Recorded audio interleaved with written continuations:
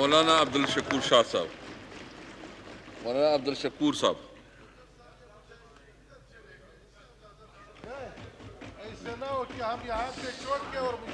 جی بسم اللہ الرحمن الرحیم. اللہم صلی علی محمد وعلی آل محمد کما صلیت علی ابراہیم وعلی آل ابراہیم انک حمید مجید. شکریہ. چھوڑ خیر خیر. جناب اسپیکر صاحب، آج جس مسئلے کے حوالے سے ہم سب اکٹھے ہیں، اس پاکستان کے امید جس ایوان کے ساتھ وابستہ ہیں، وہ ایک متفق کا مسئلہ ہے اور اس میں اختلاف کی گنجائش بھی نہیں. اور یقین جانے کہ نہ میں یہاں حزب اختلاف کے خلاف یا حزب اقتدار کے خلاف کوئی بات کرنے کا جرات کر سکتا ہوں اور نہ ہونی چاہیے. یکجہتی کا مظاہرہ کرنا چاہیے. لیکن میرے خیال میں ہمارے یہ مجاہدین اتنا بھی اس میں سخت نہیں، ہمارے ان مجاہدین میں اتنا بھی برداشت نہیں کہ کم از کم اپنے ساتھیوں کی، اپنے کولیگز کی اسرائیل خلاف نقطہ نظر تو کم از کم سن لے. یہ ایک عجیب کیفیت ہے، پتہ نہیں کیا ہوا ہے ہمارے اوپر.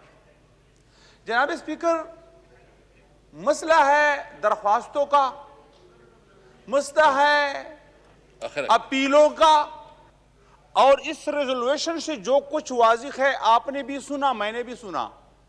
اس میں بھی درخواستیں ہیں کہ سلامتی کونسل کے جو قراردادیں ہیں اسرائیل اس کو تسلیم کرے، اس کے مطابق عمل کرے. اور اس میں کوئی شک نہیں، جس طرح شہباز شریف صاحب نے بھی فرمایا، ہمارے دوسرے بزرگوں نے بھی فرمایا کہ تقدیر کے قاضی کا یہ فتویٰ ہے ازل سے. میرے خیال میں قاضی کا فتویٰ نہیں ہوتا، قاضی کا فیصلہ ہوتا ہے. یہ بنیادی مسئلہ ہے، علی محمد صاحب بھی جانتے ہیں. قاضی تو فیصلے کرتے ہیں، تو تقدیر کے قاضی کا یہ فیصلہ ہے کہ مرگ ضعیفی، جرم ضعیفی کی سزا مرگ مفاجات ہوتا ہے. آج پوری امت بہت پریشان ہے، ہم سب جو ہیں سوالی ہیں، اور اسرائیل نے کام کیا ہے، اور یہودی پروٹوکول جو ہیں انہوں نے جو پیش کیے تھے ان کے مطابق انہوں نے دنیا میں آگے بڑھے ہیں، کام کیا ہے. پوری دنیا کو اقتصادی حوالے سے انہوں نے اپنے شکنجوں میں کس دیا ہے. پوری دنیا کو اپنے میڈیا کی وساطت سے غلام اور ارغمال بنایا ہے. بات جو کچھ ہم کر رہے ہیں دنیا تک وہ نہیں پہنچتی. اسرائیل جو کچھ کہتے ہیں اپنے ظالمانہ روش کو مقہوریت اور مظلومیت کے انداز سے وہ پیش کرتے ہیں، کیونکہ دنیا کی میڈیا پر ان کا قبضہ ہے، دنیا کی اقتصادیات پر ان کا قبضہ ہے، اور ہم بھی آئے روز کچکول ان کے سامنے رکھتے ہیں. پوری امہ IMF کے سامنے ہم بیٹھے ہیں، ورلڈ بینک کے سامنے ہم بیٹھے ہیں. ہم کہ ان کی مخالفت کس طرح کریں گے، امت سے کس طرح توقع رکھیں. ہم امت مسلمہ انتہائی ذبحانی کے ساتھ جو ہیں ان کا سامنا پریشان ہے، اور یہ بالفور ڈیکلیریشن کا نتیجہ ہے، یہ یہودی پروٹوکول کا نتیجہ ہے. 1897 میں انہوں نے جو باتیں کی تھی سوئٹزرلینڈ میں وہ سامنے آ رہی ہیں، اور یہ یہودیوں کی جو حکومت ظالمانہ انداز میں بنائے ہیں. اس زمانے میں جمعیت علماء ہند کے سب سے پہلے امیر مفتی کفایت اللہ صاحب نے فتویٰ دیا تھا کہ اسرائیل پر فلسطین کے زمین کو فروخت کرنا حرام ہے. اگر اس فتوے پر وہاں اس زمانے کے عرب عمل کرتے تو کم از کم یہ دن دیکھنا نہ پڑتا. افسوس کی بات ہے، ہم ماننے والے نہیں، ہم علماء کی بات ماننے والے نہیں. جو ریزولوشن ہم نے پاس کی، دیکھو آج سے چند مہینے پہلے کراچی میں ہم نے ملین مارچ کیا، اسرائیل مرد آباد ملین مارچ، اور قائد ملت اسلامی نے بات ثابت کرا دی کہ پاکستانی قوم صہیونیت دشمن اس لیے ہیں کہ وہ ظالم ہے.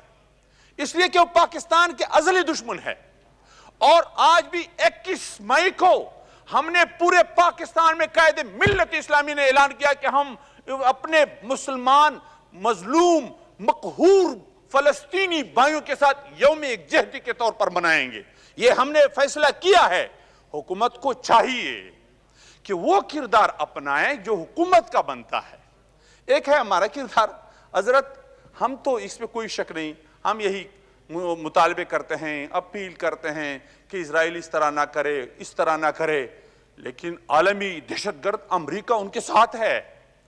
سلامتی اقوام متحدہ تو نہیں, ایک قوم ہے. اقوام متحدہ کہاں ہیں؟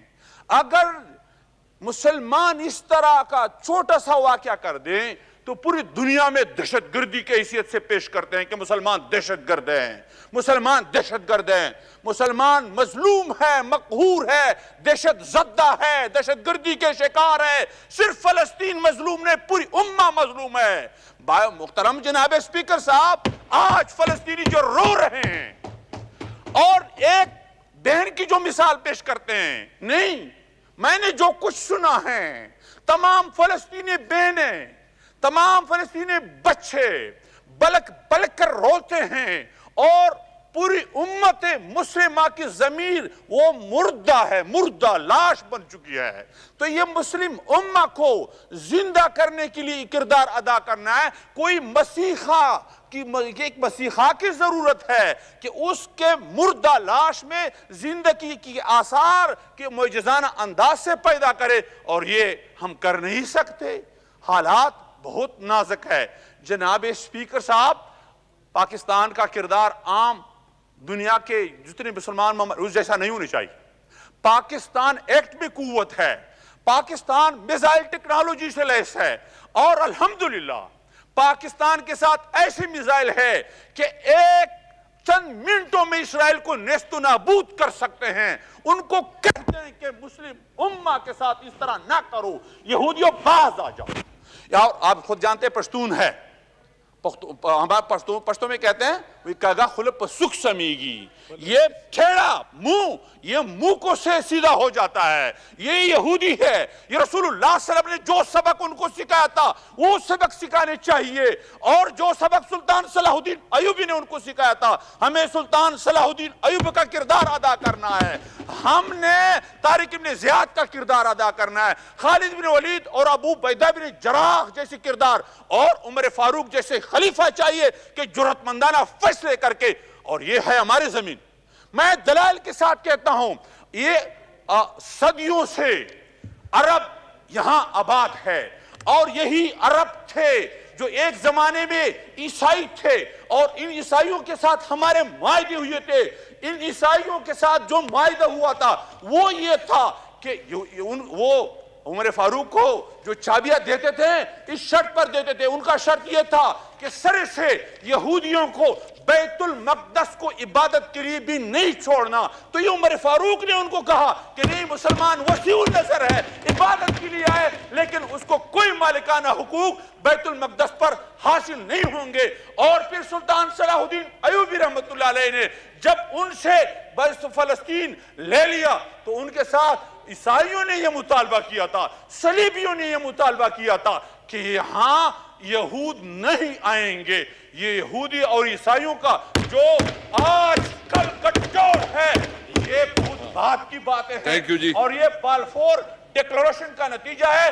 ہم نے برطانیہ اور امریکہ پر بھی یہ بات واضح کرنی ہے, اگر افغانستان کے طالبان ان پر اپنی قوت, کمزور قوت کے ذریعے, ایمانی طاقت کے ذریعے واضح کرا سکتے ہیں کہ ہم تم کو بگانے پر مجبور کر سکتے ہیں امریکہ, تو اسرائیل کون ہے؟ تو پاکستان جیسے حکمران کو, پاکستانی جیسے قوت کو, پاکستان ایٹ میں قوت ہے. اب پاکستان کے حکمرانوں سے میرا مطالبہ ہے کہ اسرائیل جیسے ظالم کے خلاف جہاد کا اعلان کرے. ہم سب تیار ہیں اللہ کے فضل و کرم سے, اور انشاءاللہ اپنی جان کی قربانی پیش کریں گے, نذرانے پیش کریں گے. ہمارے ساتھ ایسے نوجوان ہیں پاکستان میں کہ وہ اسرائیل کو نیست و نابود کر سکتے ہیں. پوری دنیا کے لیے اسرائیل خطرہ ہے. خدا را حکمرانوں ہوش کے ناخن لو, پاکستان کو بچانا ہے تو اسرائیل کو ختم کرانا. یہ ناسور ہے امت مسلمہ کے دل میں. یہ امریکیوں نے ہمارے لیے بنایا ہے. یہ مدینہ منورہ کے لیے بھی خطرہ ہے, یہ مکہ مکرمہ کے لیے بھی خطرہ ہے, یہ پاکستان کے لیے بھی خطرہ ہے. اس ناجائز اولاد جو انہوں نے یہاں ناجائز بیٹے کو یہاں بٹھایا اس کو اٹھانا ہے, باہر پھینکنا ہے. تب بھی ہم کو قرار ملے گی, سکون ملے گی. اور اس کے لیے مولانا فضل الرحمان کی بصیرت چاہیے, ان کی قیادت چاہیے, پاکستانیوں کے ان سے فائدہ لینا چاہیے. جزاکم اللہ خیر.